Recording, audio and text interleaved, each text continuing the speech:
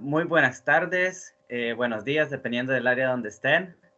Tenemos el verdadero placer de tener nuevamente acá a Mauricio Saeta con nosotros, que les recomiendo de nuevo al 100% este libro. Yo acabo de terminar de leerlo y qué bárbaro, Mauricio. Sí, qué libro que me llena un montón de esperanza y de ilusión de que viene un rescate y que pues depende de nosotros si formar parte de ese rescate o no.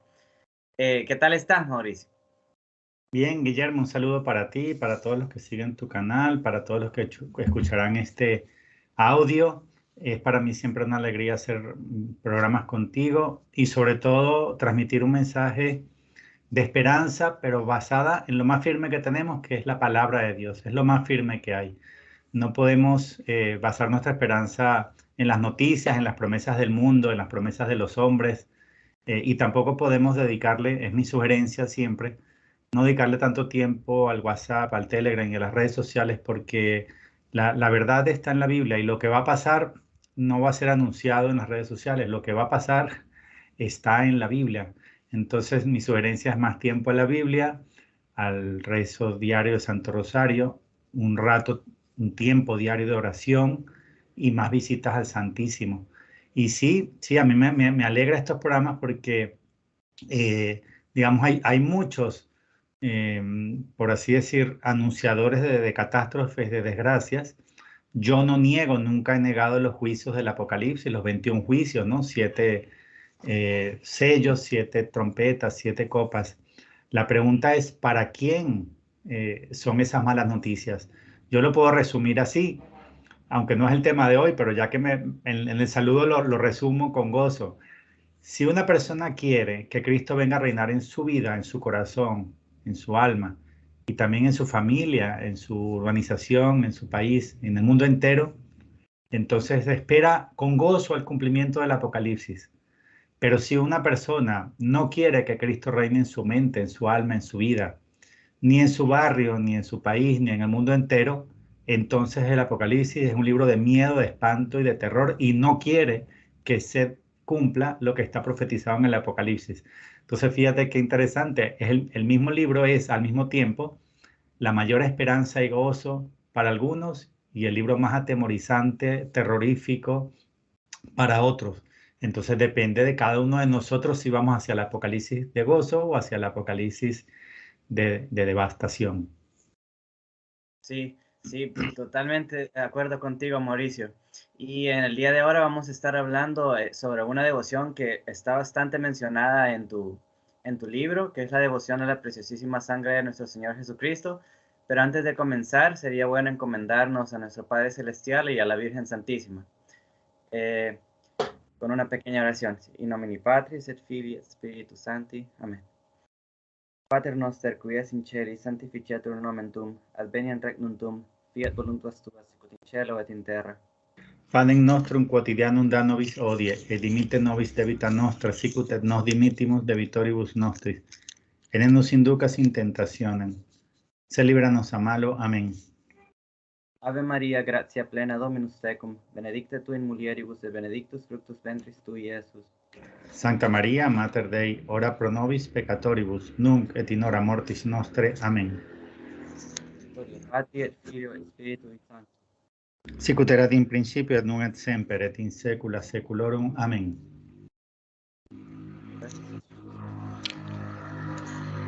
Ok, Mauricio, voy a comenzar a lanzarte los misiles y la primera pregunta es, ¿puedes explicarnos qué es la devoción a la preciosísima sangre de Cristo? ¿En qué consiste? ¿Cómo se practica esta devoción? Bueno, la devoción es uno de los más grandes regalos que nos ha hecho Jesús. Obviamente el más grande es su iglesia y los sacramentos y habernos dado a María como madre. No lo estoy poniendo en duda eso. Pero específicamente es uno de los regalos más grandes de Jesús para el final de los últimos tiempos.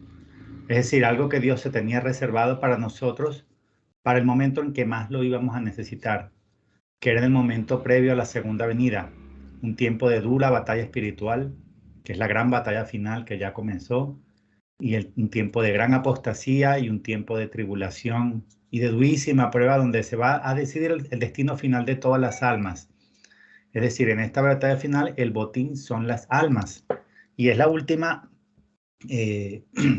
periodo en el cual se tomará la decisión final y definitiva de quién va a la salvación eterna y quién va a la condenación eterna. Para este periodo en particular, Jesucristo reservó la devoción a la preciosísima sangre, que no es una devoción más como tantas otras. Hay muchas en la iglesia y todas son buenas, pero esta es la primera, la principal y la más importante, reservada por decisión del mismo Jesús para ahora, porque sabía que la necesitábamos ahora.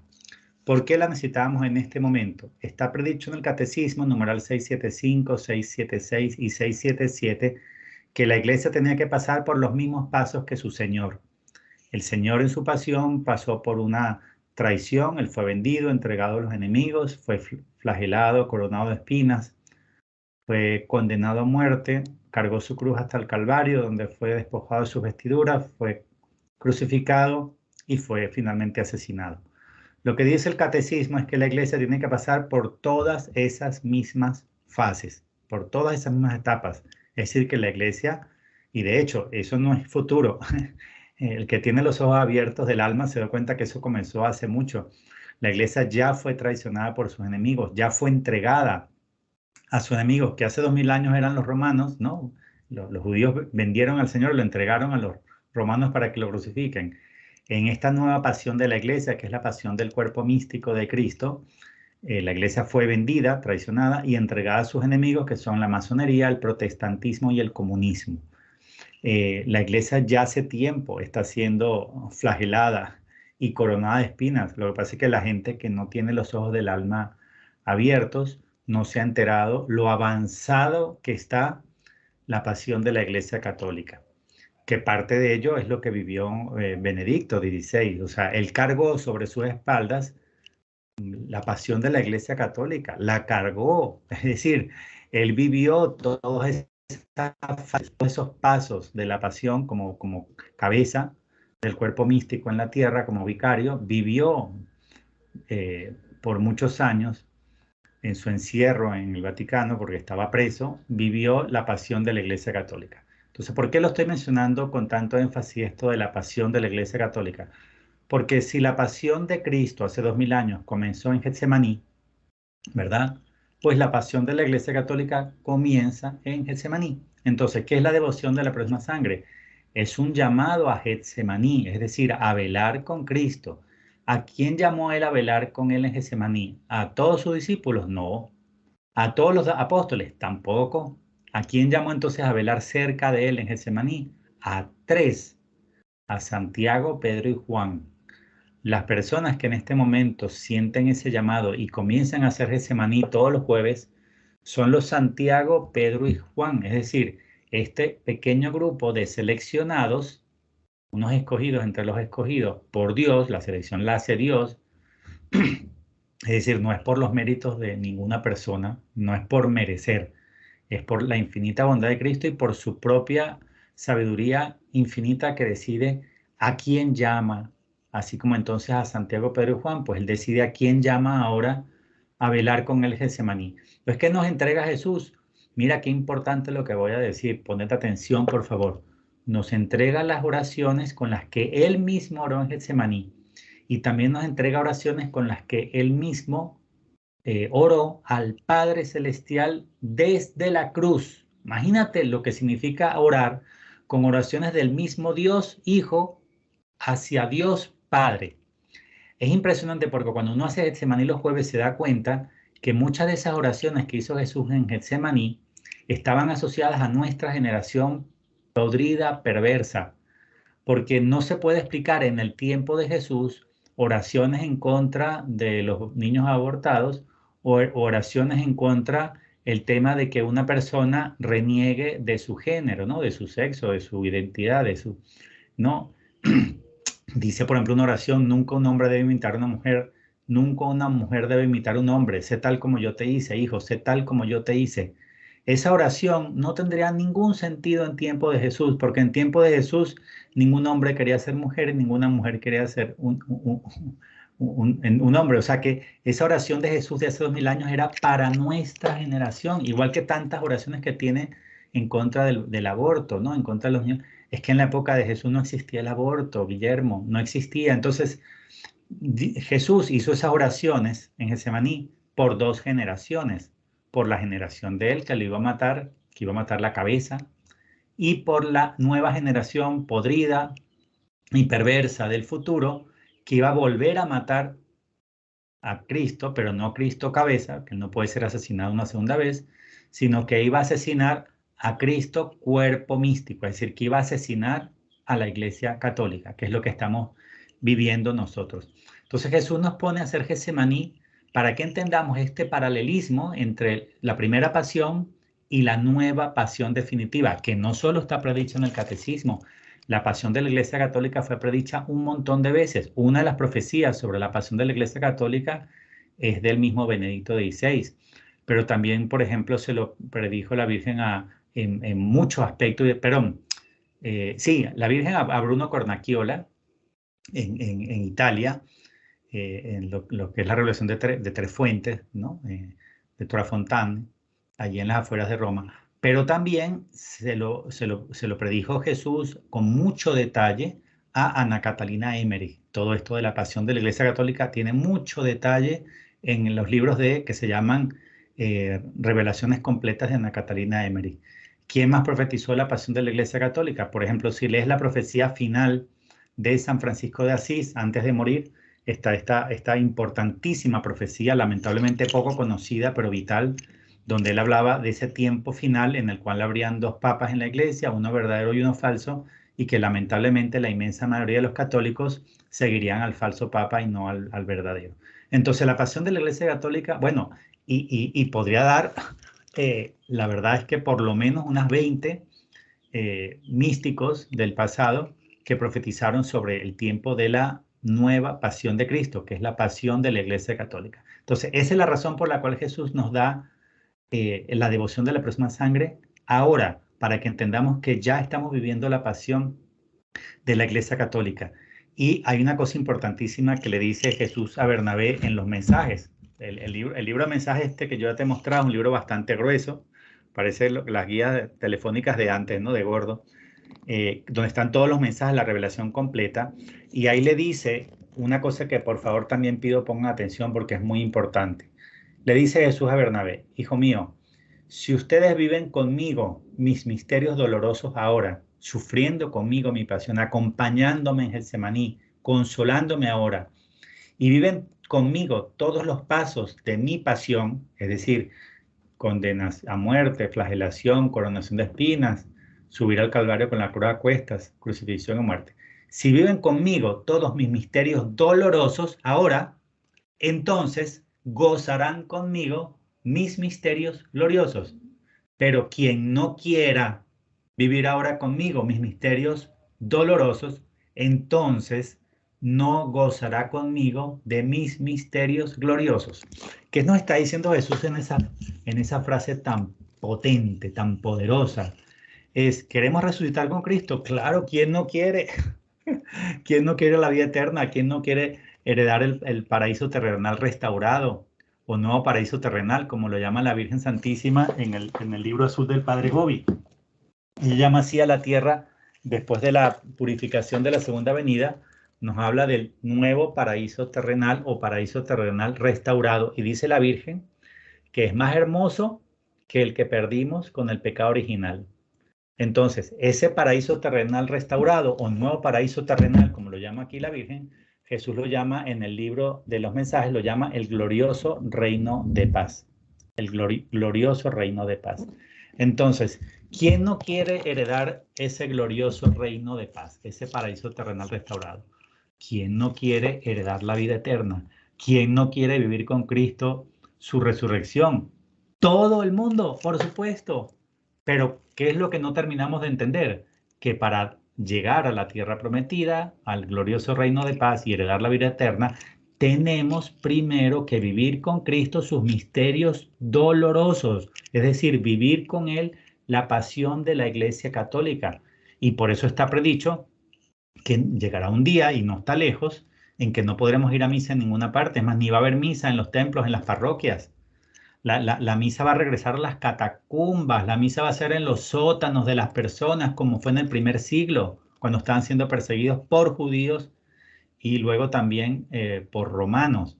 Es decir, la iglesia regresa a las catacumbas y eso está en la profecía de Benedicto XVI sobre la pasión de la iglesia. Y eso está también en Ana Caterina Emmerich y está en las revelaciones de Bruno Cornacchiola y en muchas otras. Es decir, la iglesia va a ser perseguida hasta el extremo.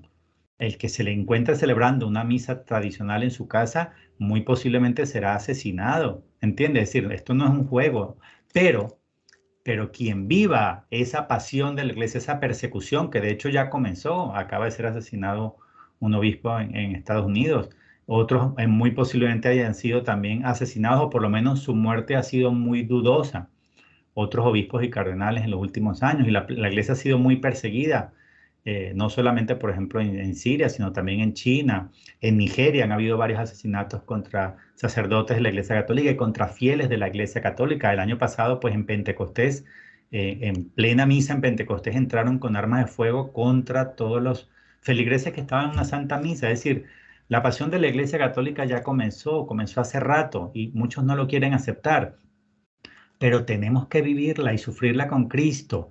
Y la mejor manera de vivirla y sufrirla con Cristo, porque no todos vamos a ser asesinados de la misma manera, es decir, con armas de fuego, como estos casos que mencioné de Nigeria, no. Pero independientemente de quién va a dar la sangre por Cristo, eso solo lo sabe Dios. Quién va a ser su mártir de sangre lo sabe y lo determina Dios. Lo que sí nos toca a nosotros es obedecer a Jesús, que nos dice: quedaos aquí conmigo y velad, que fue lo que le dijo a Santiago, Pedro y Juan. Y después le agrega: ¿para qué? Eso sigue ahí: para que no caigáis cuando llegue la hora de la prueba. Entonces, por ejemplo, Pedro no veló. Cada vez que llegaba Jesús lo encontraba dormido. Y como no veló, entonces el primero de la prueba fue la de Pedro y fue el primero que lo negó. Entonces nosotros no queremos negar a Jesús, como el buen Pedro, que tuvo flaqueza ese día, tuvo tibieza, tuvo temor por su vida.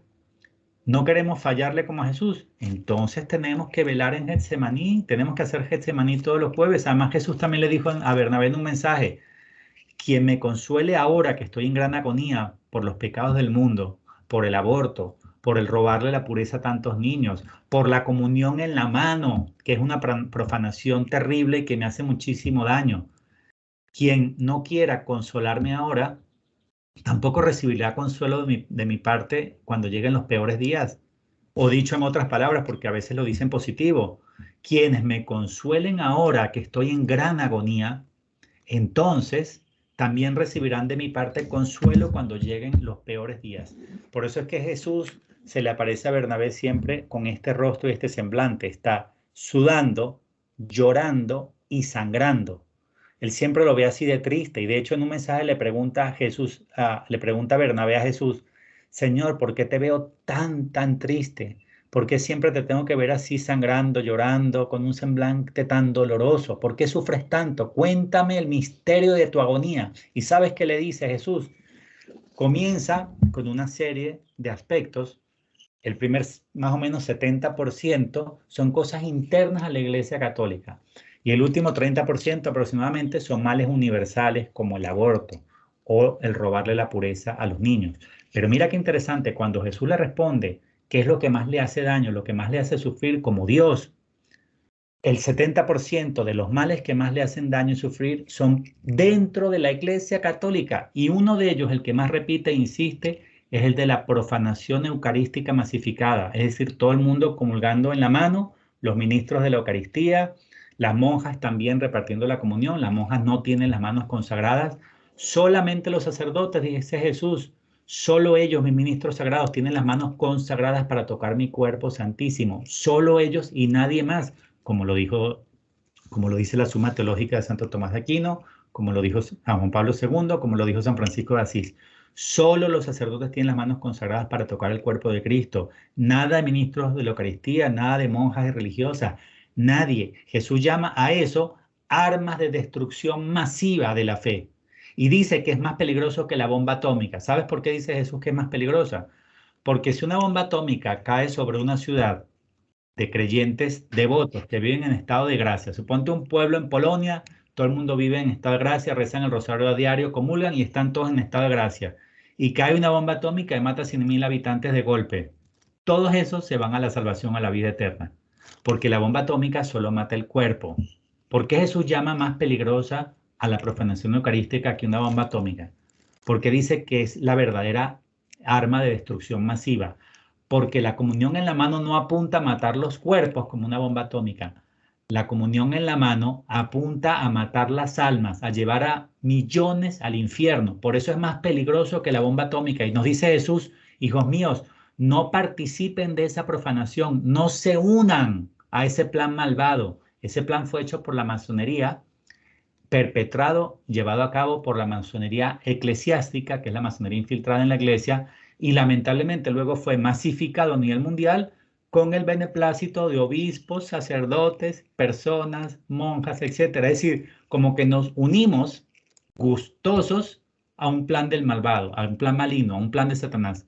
Es decir, la masonería eclesiástica no hubiera podido ejecutar su plan sin la participación de los laicos y del clero. Es decir, el malvado, el maligno, siempre utiliza los locales para perpetuar su mal. Te voy a poner unos pocos ejemplos. La única manera como pudo tomar Europa completa Hitler fue con la participación de los locales. Es decir, ¿cómo tú puedes dominar un país tan grande como Francia? Y a la vez, al mismo tiempo, todos los demás países que había tomado. No tenía suficientes soldados Hitler para dominar todos los países y además hacerle la guerra a Estados Unidos, a Rusia, etcétera, ¿no? No tenía. Entonces, ¿cómo hizo para dominar Europa? Lo hizo con la participación de locales, es decir, con franceses denunciando o trabajando para Hitler y denunciando a los propios franceses, con holandeses trabajando para Hitler y denunciando y entregando a los propios holandeses. Y lo mismo ocurrió en todos los países de Europa.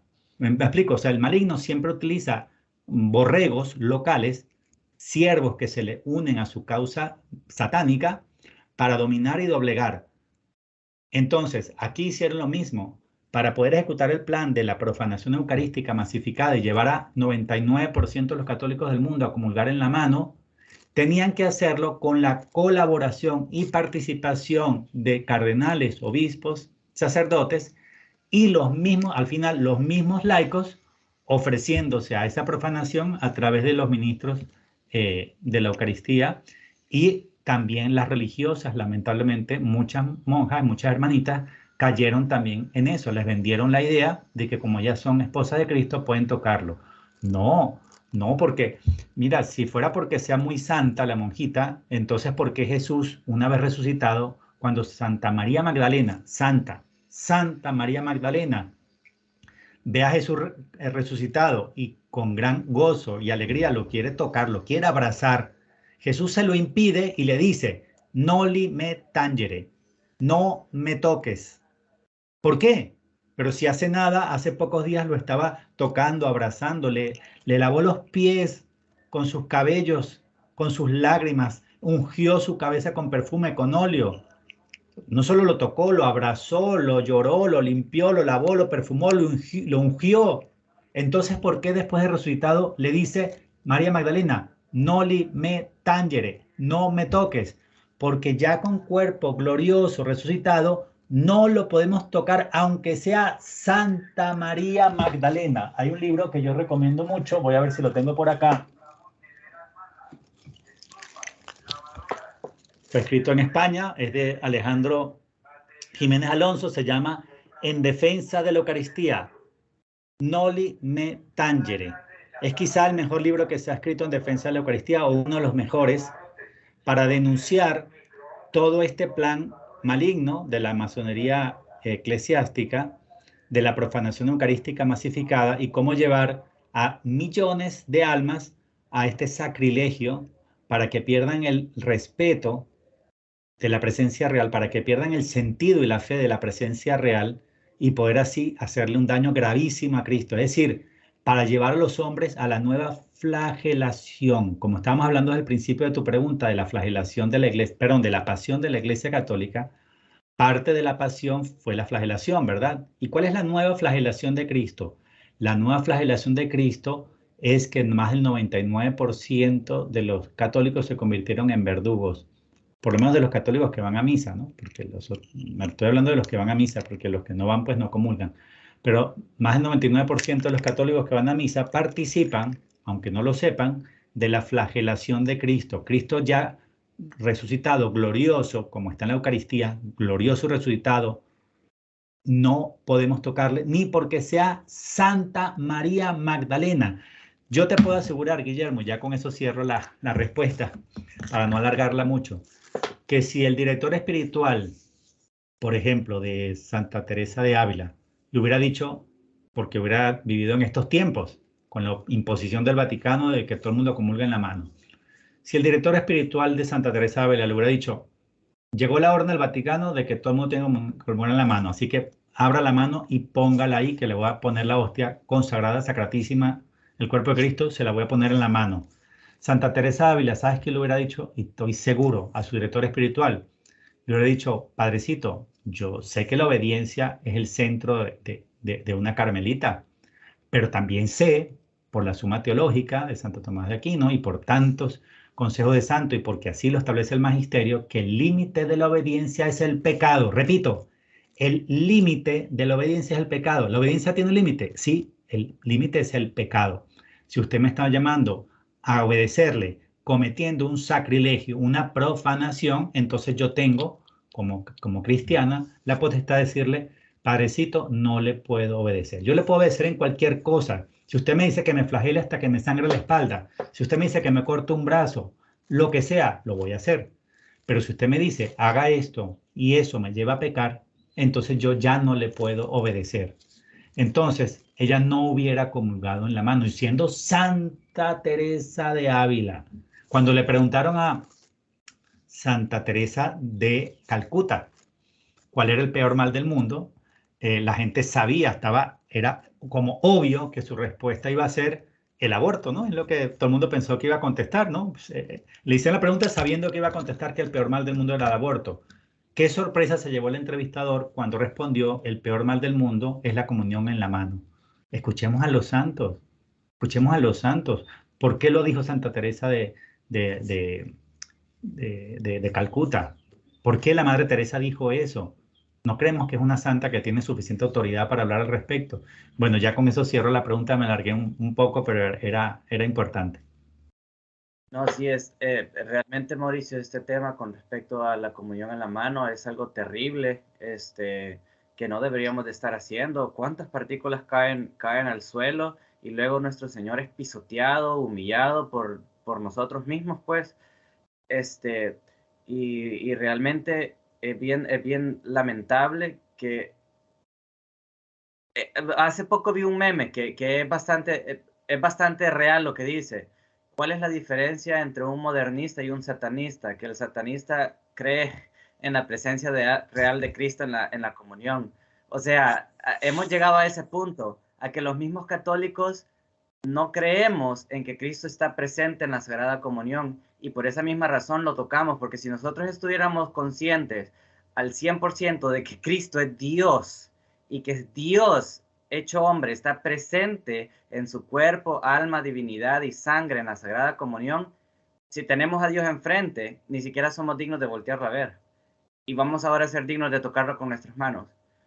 Según tengo yo entendido, que fue el cardenal Bugnini, que era masón, el que modificó el canon para que se pudiera agregar esto de la comunión en la mano, porque antes de eso, según tengo yo entendido, no sé si estoy equivocado, era considerado en el canon de la iglesia como pecado mortal el tocar la comunión con la mano.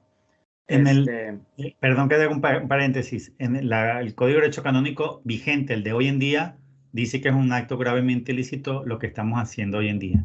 Pero esta es mi sugerencia. Yo te pido que hagamos la próxima semana, cuando puedas, un estudio, un video dedicado solamente a ese tema, porque tiene mucha tela que cortar, y hoy nos centremos en la sí, devoción de la preciosísima sangre. en Te la pido ese devoción. favor porque es que el tema de la comunión en la mano da para más de una hora solo para ese tema. Sí, sí. Disculpa, Mauricio. Este, bueno, ahora que era la otra pregunta que yo tenía, porque normalmente las devociones tienen algún tipo de promesa, ¿verdad? Entonces, esta devoción a la preciosísima sangre de Cristo, ¿tiene algún tipo de promesas para las personas que la practican, que son devotos a la devoción? Sí, la primera promesa, muchas, ¿no? Las primeras promesas salen del mismo evangelio, ¿no? Cuando le dice Jesús a Santiago, Pedro y Juan, quedaos aquí conmigo y velad para que no caigáis en tentación, para que no sucumbáis cuando llegue la hora de la prueba. Entonces, la primera promesa es que el que haga Getsemaní no va a negar a Cristo como lo hizo Pedro, no va a salir corriendo a esconderse como lo hizo Santiago. Esa es la primera promesa, es decir, que tendrá el valor de no negar, no traicionar y no darle la espalda a Cristo. Esa es la primera de todas.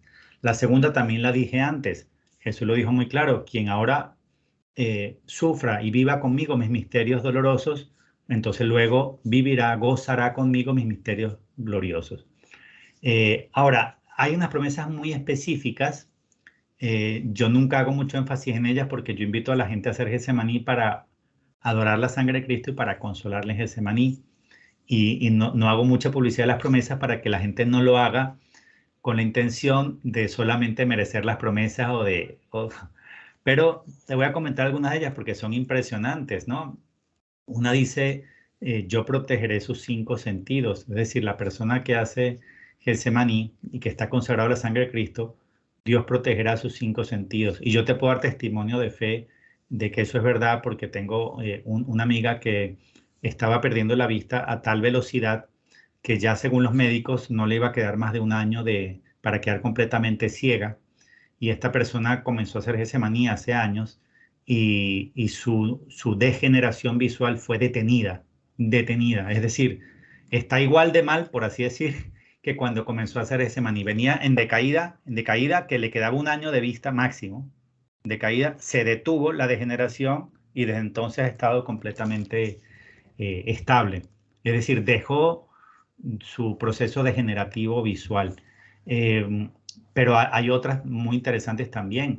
Una dice, no podrá morir envenenado y no podrá ser muerto quemado, no podrá morir por el fuego. Imagínate qué impresionante. Es decir, una persona está en una ciudad sobre la que cae una bomba atómica, desaparece por el fuego de la ciudad y esa persona queda vivita y coleando, o sea, queda tranquilita como si no hubiera pasado nada. Y hay otra asociada a tiempo de guerra, dice, ningún soldado que rece estas oraciones antes de salir al campo de batalla, ninguna bala tendrá efecto sobre él. Imagínate qué promesa tan porosa. Claro, ese es un contexto particularmente bélico, ¿no? O sea, porque ya está hablando de balas, ¿no? Pero bueno, imagínate no poder morir envenenado. Suponte que tú estás en una comunidad, ¿no? De los últimos tiempos, en el campo, y los malvados para envenenarte a ti, a tu comunidad, le echan ahí un veneno fuerte a la quebrada, ¿no? Que surte tu finca, por decir algo, ¿no? Le echan ahí un veneno potente y los que viven en esa comunidad haciendo Getsemaní, consagrar la sangre de Cristo, beben esa agua contaminada y no se mueren, pero se mueren todos los demás, ¿no? O sea, lo que quiero decir es que las promesas son reales y yo conozco casos de testimonio que he ido recabando con el tiempo, ¿no? Entonces puedo comentar uno muy brevemente nada más porque me llama mucho la atención de lo impactante que es, y lo voy a contar muy resumido. Una familia que hace Getsemaní en el norte de México, le sugieren no salir de la ciudad. En ese tiempo estaban tomada esa carretera en particular por grupos de narcotráfico, por grupos delictivos, pero en una ocasión, por un tema familiar, una urgencia, no tuvieron más remedio que salir por esa carretera, por esa vía hacia otra ciudad, por una cosa imperiosa, digamos, por así decir. Y tal y cual les habían dicho, no se metan por ahí y justamente los interceptan dos vehículos para asaltarlos. Le cierran el paso, uno por delante, uno por detrás, de manera que él no pudo ni retroceder ni avanzar y se baja como, vendría a ser como la especie del líder de la banda con una pistola y se acerca a él, al padre de la familia que está conduciendo. Su mujer está a su derecha y sus dos hijos están, o sus hijos, no recuerdo si son dos, sus hijos están en el asiento de atrás. Cuando llega el hombre con la pistola a él, al padre de la familia que está conduciendo, se queda impresionado y comienza a gritarle a los que están en el carro de adelante, del cual él se bajó, y les dice, muevan el carro, déjenlos pasar que están heridos, están sangrando todos, tienen la cara llena de sangre, están heridos, déjenlos pasar, no le hagamos daño a estos, déjenlos pasar. Y ellos arrancan. Y claro, la primera impresión de la mujer, por ejemplo, es bajar ¿sabes? El tapasol que a veces tiene un espejo detrás y se ve la cara y dice, ¿cómo que la cara llena de sangre? ¿Cuál sangre si no tengo nada? Y ve a sus hijos y dice, pero mis hijos no están sangrando en la cara. ¿Qué fue lo que este hombre vio? ¿Te das cuenta? O sea, esta familia que estaba consagrada a la sangre de Cristo fue salvada de unos matones, de unos asaltantes o lo que fuera, con armas, y vieron quizá la sangre de Cristo en el rostro de ellos y quedó tan impresionado con como tenía la cara deformada y desangrante, que la reacción de él es, déjalos pasar, o sea, como diciendo, vamos a saltar al siguiente grupo que venga, a estos no, pobre gente, déjalos que sigan. Entonces yo llevo años recopilando testimonios en todos los países que he dado la charla, he invitado a hacer Getsemaní, y los he ido convirtiendo en audios, algunos para después hacer una recopilación, pero son cosas impresionantes y son reales, las promesas son reales. Sí, también, como dijiste al inicio, ¿verdad? Que el objetivo de Getsemaní no debería de ser para nosotros el buscar beneficios de las promesas, pero más bien consolar a nuestro Señor en su agonía en el Getsemaní, ¿verdad? Luego tenía acá otra pregunta, porque la he recomendado, le he hablado con sacerdotes y se la he recomendado también a un amigo. Y cuando yo la traté de comenzar a hacer en el 2021, comenzaron a surgir como esas dudas porque escuchaba bastantes videos en YouTube o cosas que hablaban en contra de la devoción. Y también mi amigo se metió a buscar mensajes, se metió a buscar acerca de la devoción y encontró de que varios artículos que hablaban en contra de la devoción. Entonces la pregunta es, ¿está esta devoción aprobada por la iglesia o si la devoción o los mensajes que Bernabé recibió contradicen a la doctrina de la iglesia? Muy, muy buena pregunta. Voy a comenzar la respuesta diciendo lo siguiente. Los ataques contra una devoción o contra una persona en este tiempo de maldad y de oscuridad donde prima la mentira son una prueba de autenticidad. No hay una sola cosa buena que nos haya dado el cielo que no haya sido durísimamente atacada. Y te voy a poner unos pocos ejemplos. Una de las más hermosas devociones que nos dio Dios en el siglo XX a través de Santa Faustina Kowalska es la devoción de la Divina Misericordia. Si tú te pones a ver por internet y si lo juzgas por los youtubers y por las personas que la atacan, terminas creyendo que es falsa, porque tiene enemigos. Bueno, la pobre santa Faustina Kowalska la tienen de falsa vidente, que es una devoción del demonio, que fue prohibida, que no sé qué, que es maligna, que es malvada.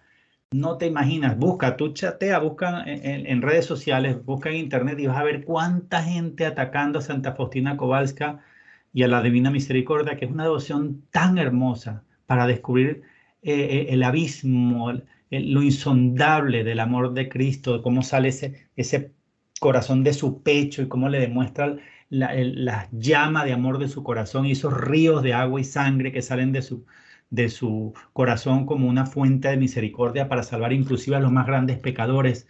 ¡Qué hermosa revelación! Y si tú vas a juzgar la divina misericordia de Santa Faustina Kowalska por los youtubers o por la gente que la ataca, entonces tú llegarías a la conclusión de que es maligna, que es malvada, que viene Satanás y que Santa Faustina Kowalska es una falsa vidente. Entonces no, es atacada porque es demasiado buena y demasiado hermosa. Y si fuera falsa, como San Juan Pablo II hubiera dictaminado como Papa, y él tiene el poder de hacerlo, la autoridad para hacerlo, como vicario de Cristo, ¿cómo hubiera Juan Pablo II decidido que el domingo siguiente al domingo de resurrección sea la fiesta de la Divina Misericordia? ¿Entiendes? O sea, un Papa no hubiera una devoción de Satanás, del demonio, no lo hubiera puesto como fiesta de la iglesia. Te pongo otro ejemplo, Luisa Picarreta y la Divina Voluntad. Si tú te pones a juzgarla por lo que opina la gente, los youtubers y por las redes sociales, tú dices, esta es una loca del infierno enseñando cosas satánicas y tal y cual. Uy, ¿cómo le dan a Luisa Picarreta? ¿Cómo la han atacado? Dicen, ¿cómo es posible que ella dice que la Divina Voluntad está por encima de la Eucaristía? Y comienzan a decir cosas así, barbaridades. Cosas que obviamente ella no dijo, ese no es el sentido, ese no es el sentido de lo que ella dice, ¿no? La causa de beatificación está avanzada y el obispo que la tenía a su cargo declaró que una vez que se habían revisado todos los escritos de Luisa Picarreta, no se había encontrado nunca jamás nada que contradiga la doctrina católica sino que al contrario, estaba todo en perfecta línea con la Biblia, con el magisterio y con la tradición. Entonces, simplemente es odiada porque el tema de la divina voluntad es demasiado hermoso y demasiado grande para que los hombres lo conozcan y comencemos a entrenar en ese misterio. Entonces, aquí voy con lo mismo. Si la devoción de la sangre de Cristo no fuera atacada, entonces sería un signo de falsedad. El signo de autenticidad está en que es tan atacada y que a pesar de eso sigue difundiéndose y propagándose en todas partes. ¿Qué dicen los mensajes falsos que están en Internet, en las redes sociales? Abundan, que es falsa, que no está aprobada, que está prohibida por la iglesia. A ver, Guillermo, la devoción tiene el nihil obstat y el imprimatur, dado por los obispos de Nigeria de la diócesis donde se dieron las manifestaciones. La Iglesia Católica determinó en los años 70, creo que fue en el 78, que es al obispo local de la diócesis donde se dieron las manifestaciones a quien le corresponde el estudio, o sea, la evaluación, el análisis y la condena o aprobación de la misma. Es decir, la Iglesia decidió, en su santa sabiduría, asistida por el Espíritu Santo, que solo el obispo local de la diócesis es el que le compete, el que la puede aprobar o puede rechazar. ¿Qué quiere decir? Que como eso fue dado en una diócesis de Nigeria, es ese el obispo el que le compete y ese la aprobó. Entonces, es que dicen ahora, es que salió un obispo en no sé qué otra parte del mundo a decir que está prohibida, pero es que la iglesia dice que no le compete a él, le compete al de la diócesis de las apariciones y ese la aprobó y tiene imprimatur y tiene nihil obstat. Te voy a poner un caso breve, pero es muy importante. El 13 de julio del año 2020, el padre Justo Lofeudo hizo un video diciendo que estaba prohibida, que esta no era buena, que tal y cual. Yo contacté al padre Lofeudo y lo hicieron otras personas también. Le dimos la información detallada, las aprobaciones, imprimatur, nihil obstat, le dimos todos los mensajes, inclusive los contactos de los líderes mundiales. El padre Justo Lofeudo, con gran compromiso con la verdad, validó toda esa información y ¿sabes qué hizo además? Se puso en contacto con los líderes mundiales allá en Nigeria y después de que confirmó y validó todo, sacó un segundo video menos de 2 semanas después, en el mismo mes de julio del año 2020, rectificando la posición de que sí estaba aprobada. Pues el demonio es tan astuto que sigue circulando en WhatsApp y Telegram el primer video del padre Lofeudo del 13 de julio que dice que está prohibida y no circula el segundo donde rectifica la posición y confirma que sí está aprobada. Entonces, está aprobada y no solo está aprobada por la iglesia, tiene nihil obstat imprimatur, sino que además cuenta con la bendición de San Juan Pablo II. Es decir, Jesús le había dicho a Bernabé que le mandaran al Papa Juan Pablo II todos los mensajes del crucifijo agonizante, que es este que ven aquí atrás, que también en la insignia está, normalmente en la parte de atrás también está el crucifijo agonizante. Este crucifijo agonizante, que es el que se ve allá atrás, se le envió a Juan Pablo II junto con todos los mensajes de la devoción y él le dio su bendición. Además, para obtenerse la aprobación que se dio en Nigeria, se nombró como se establece en la Iglesia Católica, como debe ser, una comisión de evaluación que por varios años leyó todos los mensajes y determinó que no había absolutamente nada que contradijera la doctrina católica en ningún aspecto.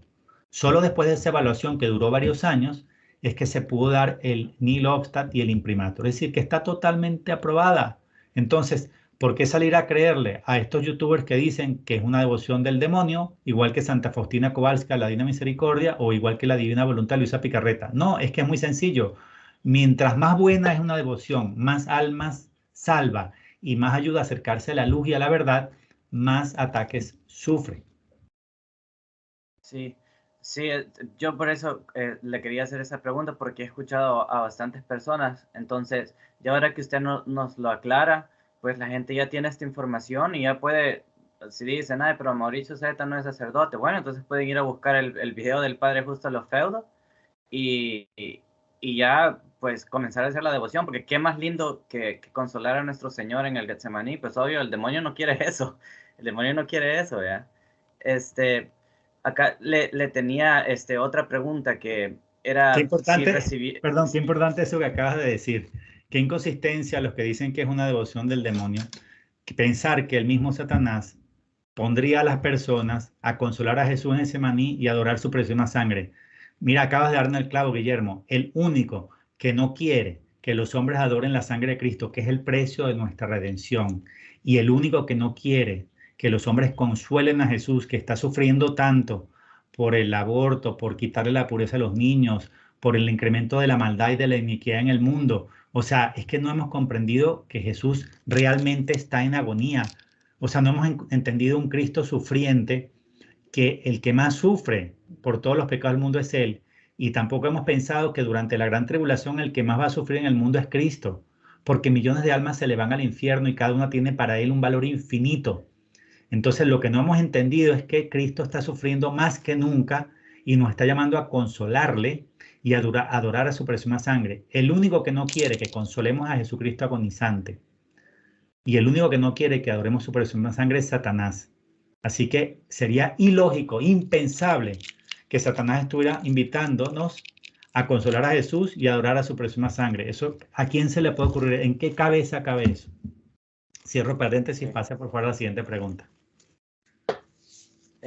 Bueno, la otra pregunta era si, porque también he visto algunas citas de los mensajes de Bernabé en su libro sobre la parucía. Mi pregunta es si recibió Bernabé algún tipo de mensaje que se le pueda considerar así como un mensaje profético, un mensaje de profecía. Sí, en mi libro coloco un par de ellos, creo que dos que yo consideré más relevantes. Uno es, en el mensaje del 16 de septiembre del año 2000, Bernabé está en oración allá en la capilla en Nigeria, está en oración y en esas, bueno, ve una visión del cielo abierto, ¿no? Ve el trono de Dios en el cielo, ve el Espíritu Santo sobre Cristo, ve rayos de luces que se descargan sobre la tierra, Jesús bendice al mundo, etcétera. Y en esa visión tan impresionante comienza a ver cómo algunas de las personas que estaban en la tierra son sacadas de la tierra por mediación de ángeles y ve cómo suben hasta que desaparecen en la nube y suben cantando un cántico de acción de gracias o algo así, ¿no?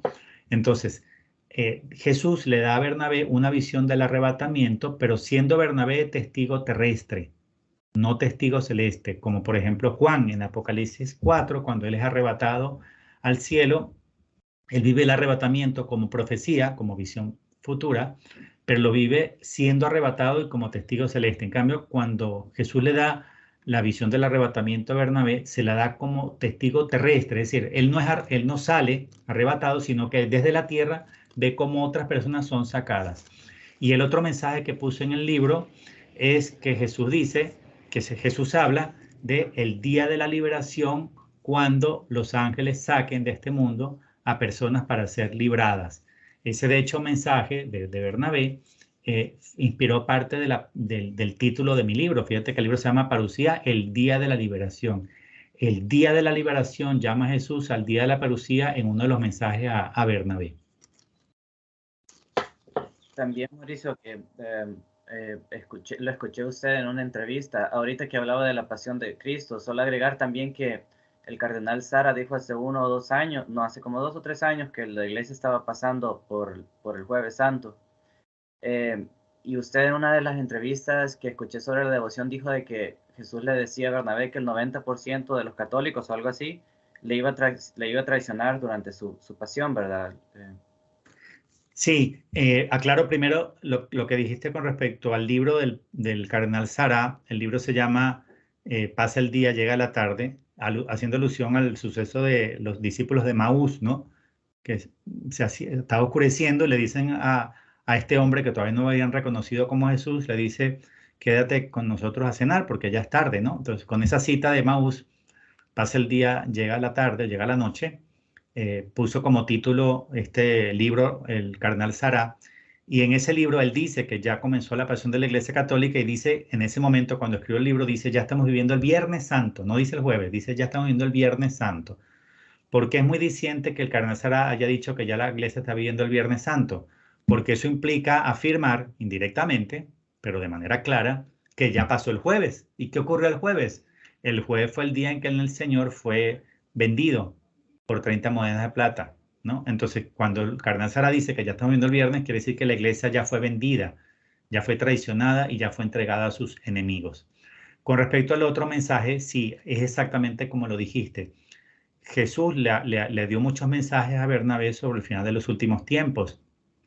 Y digamos, el signo más claro de los últimos tiempos era, así lo dice Jesús, cuando el hombre malvado haya triunfado en posicionarse en el puesto más alto de mi iglesia. Ese era el signo clave, así se lo dijo, se lo reveló varias veces a Bernabé, cuando el hombre maligno haya triunfado en posicionarse en el puesto más alto de mi iglesia. Fíjate que no lo dice en condicional. En condicional sería como decir si logra el objetivo. No, lo dice como profecía, como una afirmación, cuando haya triunfado en posicionarse.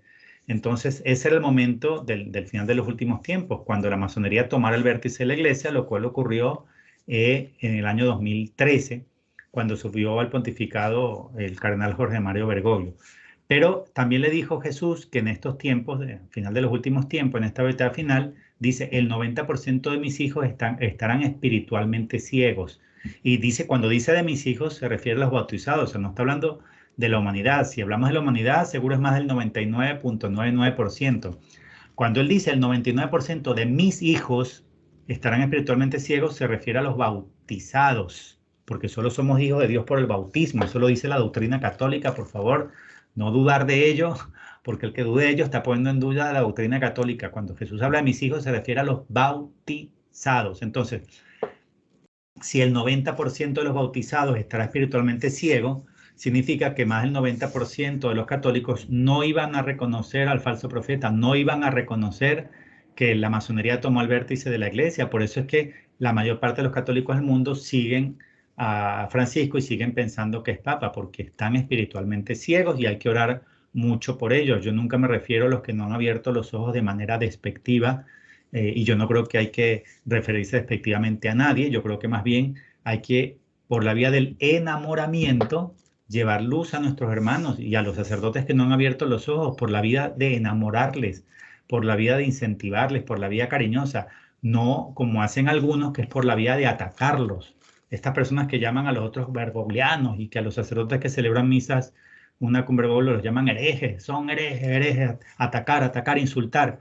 No, por la vía del insulto y de atacar a los demás, no se lleva nada de la luz y no se lleva nada de la verdad. Jesús no vino aquí a imponer, siendo Dios, y él no lo hizo ni por la vía de los insultos ni por la vía de atacar. Jesús trajo el evangelio y la luz al mundo, invitando a la gente a la conversión, invitando a la gente a escuchar el evangelio por la vía de la caridad, por la vía del amor. Nosotros estamos llamados a hacer lo mismo. Nosotros no estamos llamados ni a insultar, ni a criticar, ni a llamar hereje a todos los que no han abierto los ojos, que lamentablemente muchos han caído en eso, en ese pecado de soberbia. Nosotros estamos llamados a reparar por los que no han abierto los ojos, a reparar por los que no están defendiendo a Cristo, a orar por su conversión y salvación y a invitarlos amorosamente a abrir los ojos en caridad, en respeto, en prudencia y sobre la ley del amor. Sí, de hecho, una de las lecturas del domingo era sobre la caridad, que decía, si puedo tener mucha fe y puedo tenerlo todo, pero si no tengo caridad, no tengo nada. De hecho, después de muertos, la única gracia con la que vivimos en el cielo es la gracia de la caridad, ¿verdad? Y esa debe de ser nuestra motivación, la caridad. Y seremos medidos en el amor, seremos pesados en el amor. El amor es la medida con la cual una persona se salva, se condena o se va al purgatorio por cientos o miles de años. Seremos medidos en el amor. Entonces nosotros no estamos llamados ni a criticar, ni a insultar, ni a odiar, porque hay muchas personas que están en la iglesia remanente, que saben que Bergoglio es un destructor, un enemigo, ¿verdad? Pero en lugar de portarse como buenos cristianos, incentivan el odio contra aquellos que no han abierto los ojos y que siguen teniendo a Bergoglio como papa. Es que incendiar el odio en los corazones de las personas no te lleva a la salvación. Es más, ni siquiera ayuda a solucionar el problema. Ayuda a solucionar por la vía de la caridad, llegarle a tu hermano y decir, oiga, dése cuenta que Francisco está destruyendo la fe, la religión, la iglesia, está atacando la misa, está haciendo daño. Por favor, abre los ojos, orar por esa persona, reparar, hacer ayunos y penitencia, pero por la vía de la caridad. Sí, excelente, Mauricio, muchas gracias. Y tenía acá, bueno, una pregunta, pero ya nos dio sobre los testimonios. Entonces, la última pregunta que realmente podría agregar, que sería, que ya vendría siendo un poco personal, es que ¿cómo descubriste tú la devoción y qué es lo que te motiva a continuar practicándola?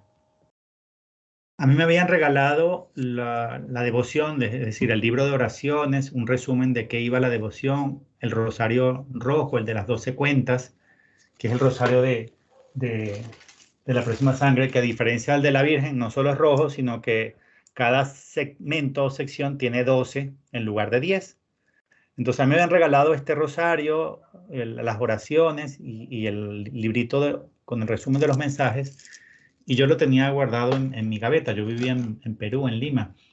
Y bueno, un día, pues no sé, dije, vamos a revisar esto, ¿de qué va? No, en un momento de tristeza, de soledad, dije, bueno, vamos a leer esto que tengo aquí guardado en mi gaveta. Y cuando comencé a leer, quedé tan impactado, tan impresionado, porque yo no podía creer lo que estaba leyendo. O sea, sí lo podía creer. Quiero decir, se me hacía demasiado impactante, por ejemplo, entender que Jesús, en lugar de estar como yo lo pensaba, allá en la gloria, a la derecha del Padre, feliz, ¿no? Viviendo el esplendor de su gloria en gozo, entender que Jesús está padeciendo horrores, llorando, sudando y sangrando hoy por los pecados de la humanidad, y que se le apareció a Bernabé la primera vez en julio del año 97, 1997, se le apareció con ese rostro, sangrando, sufriendo. Imagínate tú verle la cara a Jesús, pero así, tan triste, tan sufriente. Y lo único que le dijo es, Bernabé, consuélame, adora mi preciosísima sangre. Eso fue lo único que le dijo en el primer mensaje. Y después no le volvió a dar mensaje hasta un año y medio después. O sea, lo dejó 18 meses solamente meditando en lo que significa comprender el sufrimiento de Cristo. Meditar en un Cristo que llora, suda, sufre, que está roto de dolor su corazón hoy y que nos mendiga amor y consuelo. Yo no podía entender eso. Y decía, pero ¿cómo puede ser si el mendigo soy yo? Nosotros somos los mendigos, que le pedimos todo a Dios como mendigos, como enfermos, como pobres de espíritu. Pero que Dios me mendigue a mi amor y consuelo. Es que para mí era tan impactante que fue como un caerme del caballo. Fue un flechazo también, la devoción. Un llamado de Jesús a velar con él en Getsemaní, a orar con él. O sea, un abrir los ojos a los últimos tiempos, un abrir los ojos de que llegó la pasión de la Iglesia Católica y que Jesús, así como le pidió a Santiago, Pedro y Juan hace 2000 años, quedaos aquí conmigo, cerca de mí, conmigo. Ustedes, los elegidos dentro de los elegidos, quédense aquí conmigo y velen y recen. Cuando yo leí ese primer libro esa noche, Jesús me estaba llamando a mí igual, como a Santiago, Pedro y Juan. Deja lo que estás haciendo, Mauricio. Estás perdiendo el tiempo. Estás tragado por el mundo. ¿No te das cuenta que estás encima del final de los últimos tiempos y que no estás haciendo lo correcto? Vela conmigo en Getsemaní, sufre conmigo mi pasión. O sea, la devoción fue para mí algo absolutamente transformador. Transformó mi vida, cambió el rumbo de mi vida. Eso significó mi conversión, mi entrega. Dejé de trabajar en Hewlett Packard. Me consagré a la Virgen, me comencé a dedicar solamente por el reino, por la difusión de la devoción de la próxima sangre para anunciar la proximidad de la parucía, para que la gente se prepare. O sea, esta devoción significó el cambio de mi rumbo de vida 180 grados. Yo iba para allá y después de conocer esta devoción comencé a caminar hacia allá. Y no solamente fue lo que cambió mi vida, el rumbo de mi vida, y significa ahora el centro y base de mi conversión, sino que en la comunidad donde estoy, se convirtió en la devoción base, fundamento. O sea, esta devoción no es una de tantas como tiene la Iglesia Católica, hay muchas buenísimas, todas maravillosas.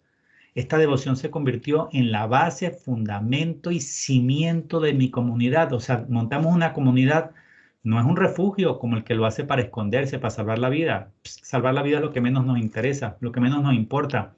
Montamos no un refugio, sino una comunidad de adoración y reparación eucarística para consolar a Jesucristo agonizante. Es decir, para responder al llamado de Jesús de hijo, consuélame, consuélame que estoy en agonía. No se lo hizo a Bernabé ese llamado, me lo hizo a mí, te lo hizo a ti, ¿entiendes? O sea, consuélame. que estoy en gran agonía por los pecados del mundo. Montamos una comunidad para consolarle. O sea, esta devoción se convirtió en el centro de mi vida y en el centro de la vida de mi comunidad. Y cuánto le doy gracias a Dios por este gran regalo. Devoción es un enorme regalo que nos lleva además, y ya con eso cierro porque no quiero que se haga muy larga la entrevista. El que quiera más detalle entra a mi página web www.yalleganuestraliberacion.com y puede ver un video detallado que se llama En el Monte Sión habrá supervivencia, que es el mismo libro el mismo título de este devocionario. Y en este devocionario van a poder ver un hombre que tiene adentro la Eucaristía. Jesús nos explica en la devoción el misterio del templo vivo o del sagrario vivo en nuestras almas. Es lo que está representado en esta imagen. ¿Qué es eso? Dios hizo al hombre para que fuera su sagrario. Jesús le explica a Bernabé en un mensaje que los sagrarios hechos por el hombre, de piedra, de metal, de madera, son temporales, son tabernáculos temporales. Van a dejar de existir. Llegará el día en que no van a haber más sagrarios hechos por mano humana. ¿Tú sabes cuál es el único sagrario eterno que construyó Dios? El ser humano. Imagínate, estamos llamados, Guillermo, a tan alta dignidad que solo la comprenderemos pidiendo la ayuda al Espíritu Santo. Dios creó al hombre para ser su sagrario andante, su sagrario vivo. A eso nos lleva la devoción, a convertirnos en sagrarios vivos de Dios. Por eso entren en mi página web, vean el estudio que se llama En el Monte Sión habrá supervivencia, porque ahí se explica mejor el misterio del sagrario vivo o del templo vivo de nuestras almas, donde la hostia llega a mantenerse sin consumirse en el sistema digestivo, es decir, lleva a preservarse las especies sacramentales, no en el estómago, sino en el corazón de las personas. ¿Quién ha vivido eso? En el video yo lo explico, la primera persona que vivió eso fue la Santísima Virgen María, y eso se lo contó con mucho detalle a su sierva, a una mujer que se llama Sor María de Jesús de Ágreda. En el libro Mística, Ciudad de Dios, la Virgen le explica a esta monja cómo ella vivió el misterio del sagrario vivo en su alma. La segunda persona que esté documentada que lo vivió fue San Antonio María Claret, santo obispo español catalán, que fue también arzobispo de Santiago de Cuba y que vivió por exactamente 9 años el misterio del sagrario vivo en su alma. Es decir, que la hostia no se disolvía en el estómago como hacemos todos al comulgar, que se disuelve en 15 a 20 minutos, sino que permanecía física sin consumirse. Eso lo vio el padre Claret por 9 años. Y la tercera persona, que está ahora en proceso de investigación, pero que presumiblemente también vivió ese mismo misterio del padre Claret, es un sacerdote claretiano que ya falleció, el padre Aloysius, cuya causa de beatificación está en curso. En la descripción del vídeo pondré el enlace donde pueden ver esto. Pues el padre Aloysius aparentemente o presuntamente vivió lo mismo que su fundador, el padre Claret, porque el padre Aloysius es claretiano. Vivió también el misterio del sagrario vivo en nuestras almas. Entonces, la devoción nos lleva a eso, o sea, con Getsemaní, con la consagración a la sangre de Cristo y con permanecer fieles a la devoción, Jesús nos dice que va construyendo poco a poco un sagrario vivo en las almas de sus devotos. ¿A qué velocidad? Pues según la disponibilidad, disposición y amor de cada quien. En unos lo hará más rápido, en otros lo hará más lento, según la fidelidad de cada uno, pero nos lleva en esa dirección a construir un sagrario vivo. ¿Tú te imaginas que el hombre va a ser inmensa, infinita y plenamente feliz por toda la eternidad solamente si logra ese objetivo para el cual Dios la creó? Esa máxima dignidad del ser humano y ese templo de Dios. ¿Quién es el templo de Dios? Pues la Santísima Virgen María, obviamente. Ella es el templo de Dios por excelencia.